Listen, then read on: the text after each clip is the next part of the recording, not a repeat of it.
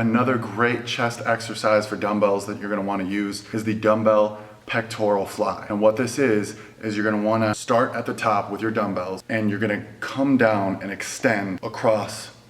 Now, you don't want your arms to touch all the way to the ground. You don't wanna be too far back because at some point you're gonna have the tension go over to your shoulders and that can cause an injury.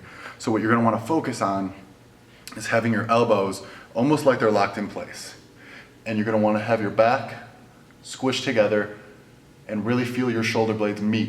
And once they meet, you don't want that elbow going any further back than that, because once you start feeling that pull on your shoulder muscle, you're doing it wrong. So you grab your dumbbells and you go across here just until you feel that tug.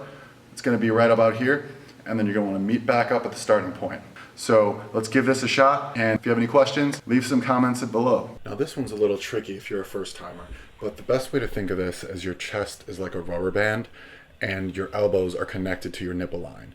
Now you don't want to go too high or too low with your elbows because that'll cause damage to your shoulders.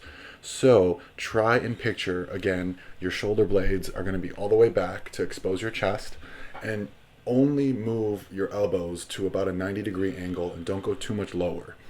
This is going to help you get that contraction and extension in your chest that you're going to want to see for the Dumbell Pec Fly.